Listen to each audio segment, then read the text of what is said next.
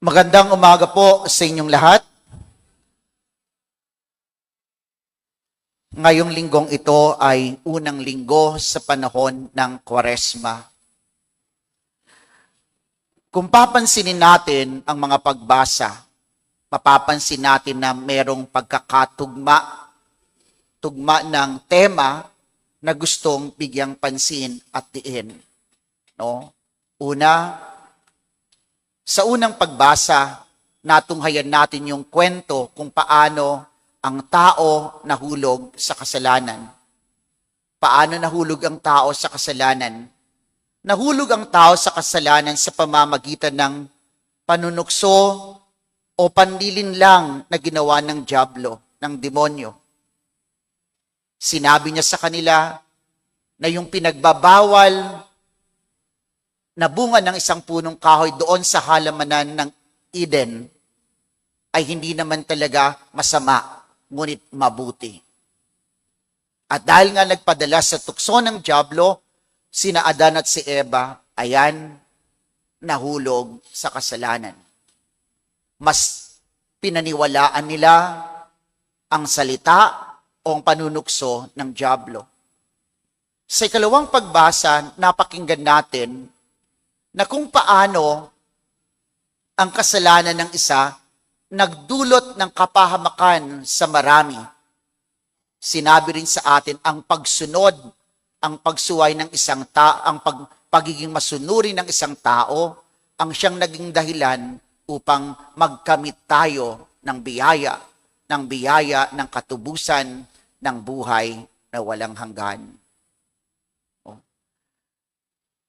Kung papansinin natin, sa lahat ng ito, binibigyang diin yung mga tinatawag nating test, pagsubok na dumarating sa buhay natin. Yung tukso, ang tukso ay pagsubok. No? Ngayon, malimit kapag ang tao nahuhulog sa kasalanan, pagka ang tao nakakagawa ng mali, ano yung common na alibay natin?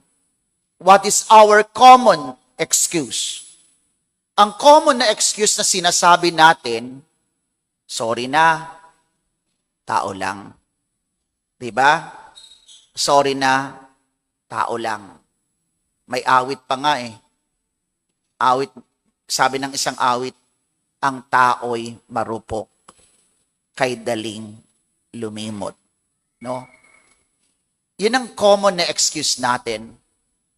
Pero, wala nga ba talagang kakayanan ng tao na manalo laban sa panunukso ng dyablo?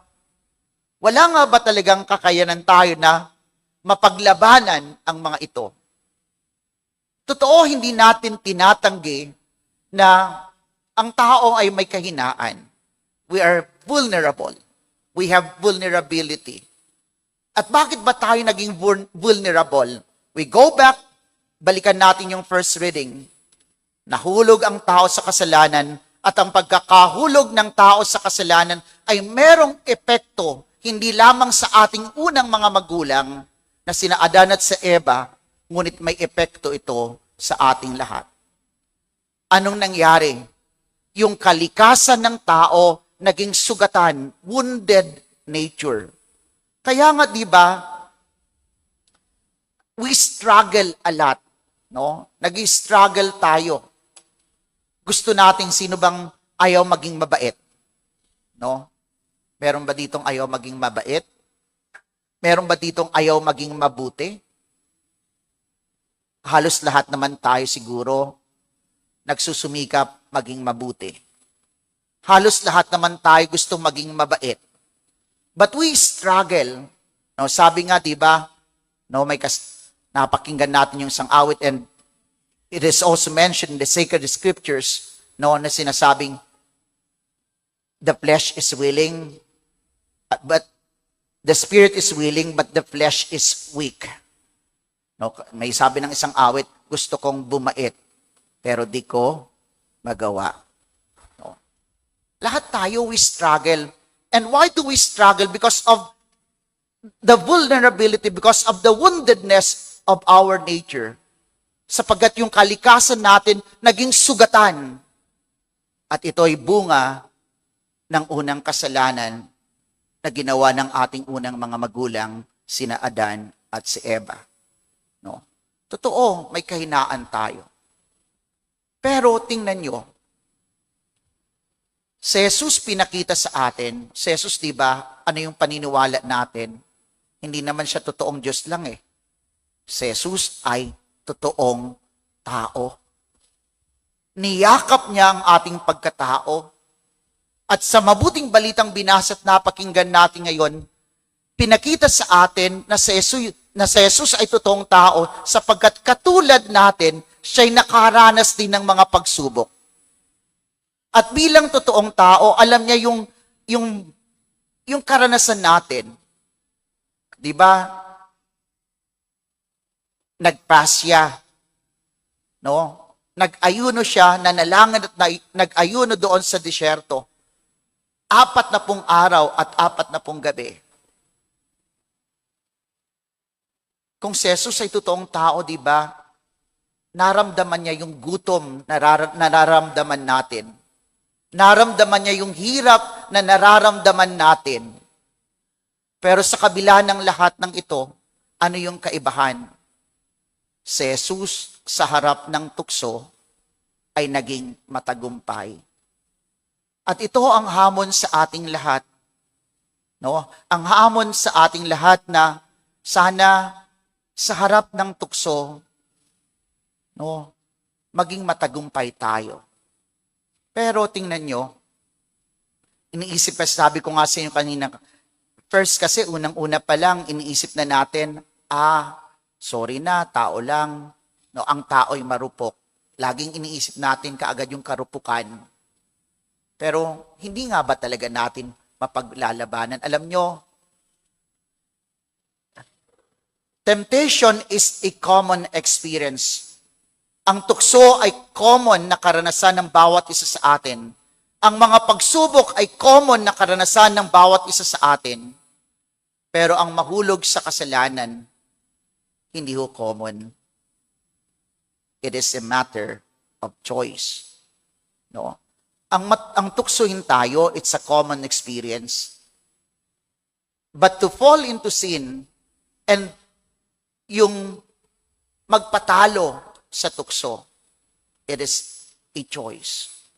It is not something na inevitable. Kung magiging matatag lamang tayo, maaring hindi tayo mahulog sa tukso. Sana ito yung makita natin. Kaya nga, paano nga ba, ano yung binibigay sa atin na solusyon? Paano natin mapaglalabanan ang tukso? Una, alam natin may kahinaan tayo. No? It is foolishness. Kahangalan kung sabi ng isang awit pa rin, o tukso, layuan mo ako. No? Pero ang tukso, hindi naman lumalayo eh. Hindi naman lalayo sa yung tukso. From time to time, it will come, darating at darating. Minsan meron, minsan naman mawawala. Pero, ganyan talaga ang buhay natin eh. No? Kaya nga, sabi ko sa inyo kanina, kahangalan, na alam mo nang may kahinaan ka, at alam mo na yung karupukan mo, susugod ka pa. No? That is foolishness. Diba? You know your weakness. Alam natin sapagkat hindi lang ni minsan tayo nahulog sa kasalanan. Alam natin na paulit-ulit, minsan may meron tayong tinatawag na mga paboritong kasalanan. Alam natin there are triggers. Merong mga nagdadala sa atin kung bakit tayo nahuhulog sa ganon na sitwasyon. Merong mga triggers. So we identify the triggers. Kapag na-identify natin yung mga triggers na yun, bakit ka susugod doon? Alam mo na eh. Di ba? Halimbawa, alam mo kapag nakakainom ka, nagwawala ka. O bakit ka maglalasing? Alam mo, pagka nakakainom ka, hindi ka na nauuwi sa sarili mong bahay. Iba ng pinto ang napapasok mo. Di ba? So, bakit ka magpapakalasing? No? O kaya, alam mo na yung mga taong ito, hindi magandang impluensya. No? Alam nyo na pagka kayo nagtipon-tipon at nag-umpukan na naman, wala naman kayong ibang gagawin kundi ang pag-usapan ng buhay ng iba. At magiging, sa halip na mag-usap-usap ng matino, magiging mapanira sa kapwa-tao. Diba? It is foolishness. Because we can avoid, kaya naman nating iwasan. Pangalawa, no? Jesus is offering us a solution. At ano yung solution? Prayer. Magdasal. Sapagkat ang buhay panalangin, diyan tayo nakakonekta sa Diyos. At kapag tayo nakakonekta sa Diyos, alam natin kung ano ang nais ng Diyos. Alam natin kung ano yung kalooban ng Diyos. Bakit tayo nabubudol? Bakit tayo nalilinlang? Perhaps it is because it is not clear for us ano nga ba talaga ang mabuti. Ano nga ba talaga ang nais ng Diyos. Hindi klaro sa atin eh. Kung alam natin kung ano ang mabuti, kung anong pamamaraan ng Diyos, at ano ba yung pamamaraan ng Diyos? Does God offer to us an easy way of life? Yun ba ang offer ng Diyos? An easy way of life? Hindi. Kapag dumarating ang mga problema, anong klaseng solusyon ang binibigay ng Diyos sa atin? Yung bang madali? Hindi. Ang solusyon na binibigay ng Diyos ay harapin natin anumang problema ang dumarating sa atin. Hindi yung madaling pamamaraan. May problema ka financial. Anong solusyon ng mundo? Anong solusyon ng dyablo? Hindi naman lahat patas. Maraming gumagawa nito. Mag-under the table ka na lang din. Mag-illegal ka na lang. Madali. Mababayaran mo utang mo. Kikita ka pa. Yayaman ka. O, di ba? So, it is, kaya nga, tingnan nyo, magkaiba yung pamamaraan ng dyablo. Ang pamamaraan ng dyablo, sasabihin niya, okay to, magaan to, madali to, dito ka na. Pero, sa bandang huli, malaya ka ba? Sa bandang huli, okay ka ba? Hindi. Nabihag ka, natrap ka, nabudol ka. No? So, if we pray, kapag tayo nagdarasal, we learn the ways of Jesus. We learn the ways of God. Maliban sa dasal, ano pang pinagagawa? Ngayong panahon na ito ng Kwaresma, sinasabi sa atin ng mag-ayuno at mag-abstinensya. Sabi ko nga sa inyo, ano bang tulong na binibigay nito? Ang tulong na binibigay nito, nagkakaroon tayo ng control sa sarili. Nadidisiplina natin ang sarili. Kaya nga, kapag dumarating ang mga temptations, meron tayong tapang na sabihin, no, ayoko, hindi tama yan. Pero kung palaging pinagbibigyan mo ang sarili mo, anong mangyayari? Masarap. Ang tukso ay masarap. Ang tukso ay kaakit-akit. Hindi ho ang tukso pinakikitang pangit, ha? Walang nanunukso na pangit. Walang nanunukso na hindi masarap. Walang nanunukso na mahirap. Ang palaging pamamaraan, magaan, maganda, masarap, maginhawa.